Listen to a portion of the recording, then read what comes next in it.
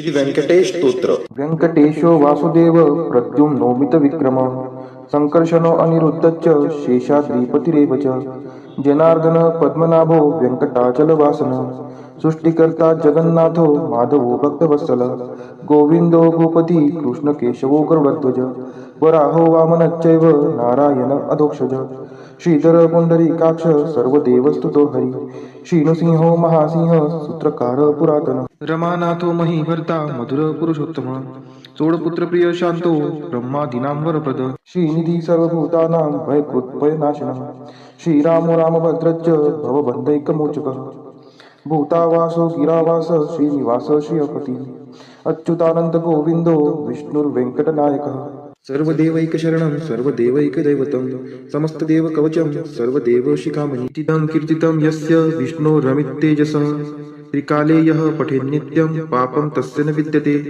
राजद्वारे पठेद्घोरे संग्रामे रिपुसङ्कटे भूतसर्पपिशाचादि भयं नास्ति कदाचन अपुत्रो लभते पुत्रान् निर्धनो धनवान् भवेत् रोगार्तो मुच्यते रोगात् बद्धो मुच्येत बन्धनात् यद्यदिष्टितमं लोके तत्तत् प्राप्नोत्य संशयः ऐश्वर्यराजसम्मानं भक्तिमुक्तिफलप्रदं विष्णोर्लोकैकसोपानं सर्वदुःखैकनाशनं सर्वैश्वर्यप्रदं नृणां सर्वमङ्गलकारकं मायावी परमानन्दं त्यक्त्वा व्यङ्कटमुत्तमं स्वामी पुष्करिणीतीरे रमया सह मोदते कल्याणाद्भुतगात्राय कामितार्थप्रदायिने श्रीमद्वेङ्कटनाथाय श्रीनिवासाय ते नमः वेङ्कटाद्रिसमं स्थानं ब्रह्माण्डे नास्ति किञ्चन वेङ्कटेशसमो देवो न भूतो न भविष्यति इति ब्रह्माण्डपुराणे ब्रह्मनारद संवादे श्री वेंकट स्तोत्रम संपूर्ण श्री सुक्त हरि ओम हिरण्यवर्णां हरिणीं सुवर्णरजतस्त्रजां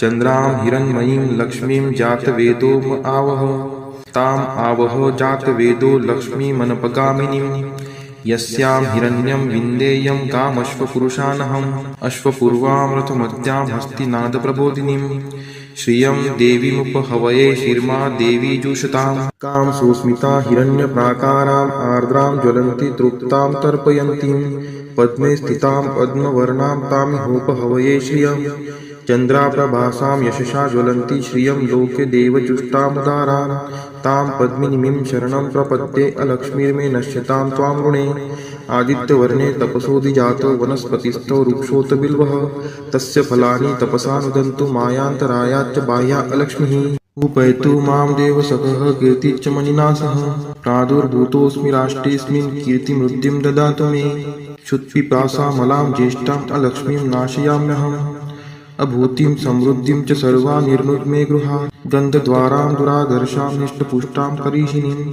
ईश्वरी सर्वभूतानां तामिहोपहवये श्रियं मनसः काममाकुतिं वाचः सत्यमशीमहि पशूनां रूपमन्नस्य मयि श्रीश्रयतां यशः कर्दमेन प्रजावृता मयि सम्भवकर्दम श्रियं वासय मे कुले मातरं पद्ममालिनीम् आपः स्रजन्तु स्निग्धानि चिक्लितवसमे गृहे नीचदेवीं मातरं श्रियं वासय मे कुले आर्द्रा यः करणीं यष्टिं सुवर्णां हेमालिनीं सूर्यां हिरण्मयीं लक्ष्मीं जातवेदोम आवह आर्द्रां पुष्करिणीं पुष्टिं पिङ्गलां पद्ममालिनीं चन्द्रां हिरण्मयीं लक्ष्मीं जातवेदोम आवह ताम् आवह जातवेदो लक्ष्मीमनपगामिनीं यस्यां हिरण्यं प्रभूतं गावो दासोऽश्वान् विन्देयं पुरुषानहम् यः शुचिः प्रयतो भूत्वा जुहुयादाज्य मन्वहं सुक्तं पञ्चदशर्चं च श्रीकामः सततं जपेत् फलश्रुति पद्मानने पद्म उरु पद्माक्षि पद्मसंभवे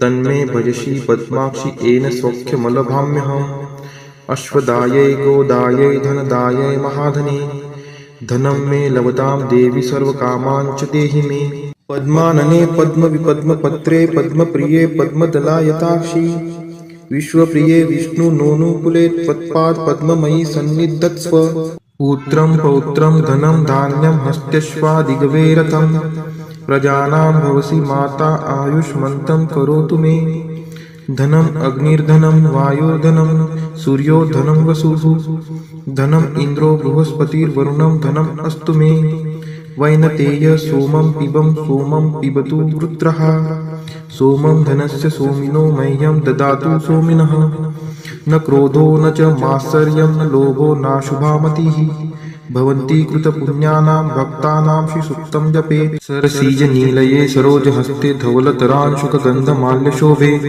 भगवती हरिवल्लभे मनोज्ञे त्रिभुवनभूतिकरी प्रसीद मह्यम् विष्णुपतिं क्षमां देवीं माधवीं माधवप्रियां लक्ष्मीं प्रियसखीं देवी नामाम्यच्युतवल्लभां महालक्ष्मी च विद्महे विष्णुपत्नी च धीमहि तन्नो लक्ष्मीः प्रचोदयात् श्रीवर्चस्वम् आयुष्यम् आरोग्यमाविधात् शोभमानं महीयते धान्यं धनं पशुं बहुपुत्रलाभं शतसंवत्सरं दीर्घमायुः इति श्रीसूक्तम्। ॐ महालक्ष्मी च विद्महे विष्णुपत्नी च धीमहि तन्नो लक्ष्मी प्रचोदयात्। ॐ महालक्ष्मी च विद्महे विष्णुपत्नी च धीमहि तन्नो लक्ष्मी प्रचोदयात्। ॐ महालक्ष्मी च विद्महे विष्णुपत्नी च धीमहि तन्नो लक्ष्मी प्रचोदयात्। ॐ महालक्ष्मी च विद्महे विष्णुपत्नी च धीमहि तन्नो लक्ष्मी प्रचोदयात्। ॐ महालक्ष्मी च विद्महे विष्णुपत्नी च धीमहि तन्नो लक्ष्मी प्रचोदयात्। ॐ महालक्ष्मी च विद्महे विष्णुपत्नी च धीमहि तन्नो लक्ष्मी प्रचोदयात्। ॐ महालक्ष्मी च विद्महे विष्णुपत्नी च धीमहि तन्नो लक्ष्मी प्रचोदयात्। ॐ महालक्ष्मी च विद्महे विष्णुपत्नी च धीमहि तन्नो लक्ष्मी प्रचोदयात्। ॐ महालक्ष्मी च विद्महे विष्णुपत्नी च धीमहि तन्नो लक्ष्मी प्रचोदयात्। ॐ महालक्ष्मी च विद्महे विष्णुपत्नी च धीमहि तन्नो लक्ष्मी प्रचोदयात्। ॐ महालक्ष्मी च विद्महे विष्णुपत्नी च धीमहि तन्नो लक्ष्मी प्रचोदयात्।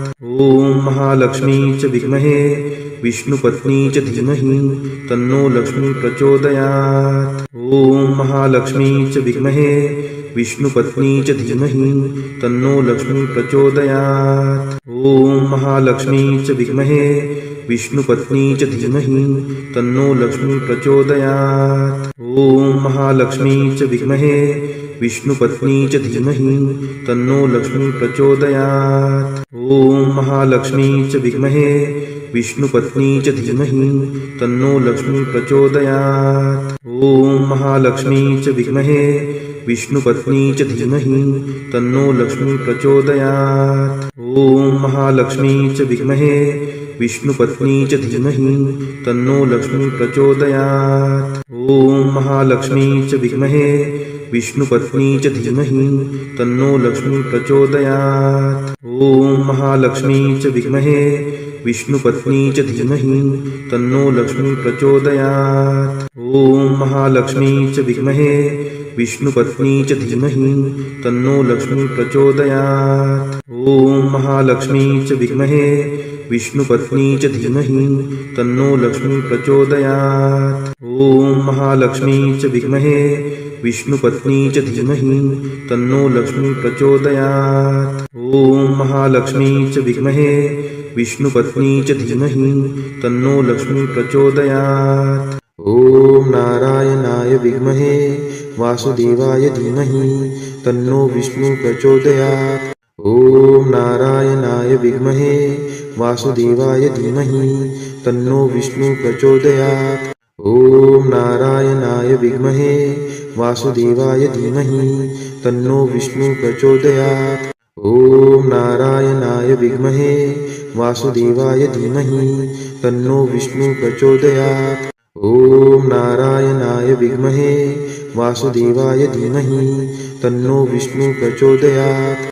ॐ नारायणाय विद्महे वासुदेवाय धीमहि तन्नो विष्णु प्रचोदयात्। ॐ नारायणाय विद्महे वासुदेवाय धीमहि तन्नो विष्णु प्रचोदयात्। ॐ नारायणाय विद्महे वासुदेवाय धीमहि तन्नो विष्णु प्रचोदयात्। ॐ नारायणाय विद्महे वासुदेवाय धीमहि तन्नो विष्णु प्रचोदयात्। ॐ नारायणाय विद्महे वासुदेवाय धीमहि